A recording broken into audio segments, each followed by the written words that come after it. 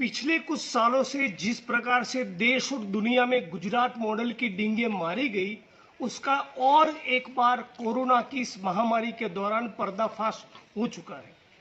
अहमदाबाद के 70 साल के बुजुर्ग गुणवंत मकवाणा, जो अहमदाबाद के दाने लिमड़ा इलाका से थे, उनके परिवार को लगा कि उनको जिस प्रकार से सर्दी और जुकाम था, कहीं ना कहीं कोरोना होगा। उनका डायग्नोसिस हुआ और कोरोना ही पाया गया। फिर उनको अहमदाबाद के अस्पताल में दाखिल किया गया।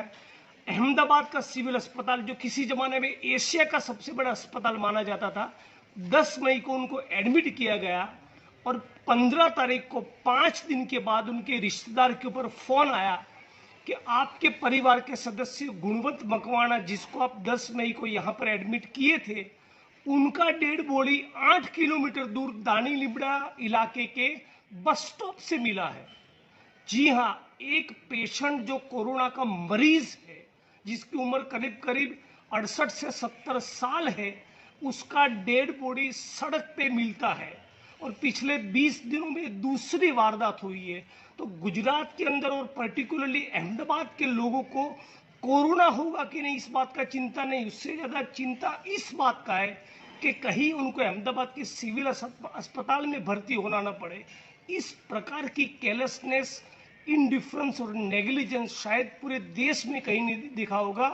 और अब तो सरकार अपनी रेपुटेशन बचाने के लिए, अपनी क्रेडिट को संभालने के लिए, उनका नाम और खराब ना हो, गुजरात मॉडल जिस प्रकार से एक्सपोज हो चुका है, तो हेडलाइन मैनेज करने में लगी है। जो परीक्षण होने चाहिए उसकी तादाद करीब करीब आधा कर दिया है। अब पेशेंट्स अपने रिश्तेदारों की ओर से हाथ जोड़कर प्रशासन को विनती करते हैं, अहमदाबाद के वीएस अस्पताल को विनती करते हैं, सिविल अस्पताल को विनती करते हैं कि भाई हमारे परिवार में कुछ लोगों को कोरोना हुआ था, हमारी भी जांच करवाइए, हमारे भी सैंपल लीजिए। बावजूद उसके न उनको एडमिट किया जाता है, न उनके सैंपल लिए जाते हैं।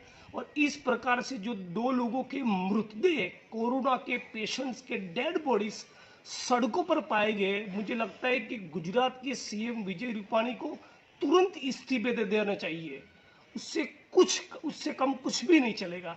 ये बहुत ही सीरियस प्रकार की क्रिमिनल नेग्लिजेंस का मामला है। गुजरात के सीएम विजय रूपाणी साहब को रिजाइन करना चाहिए।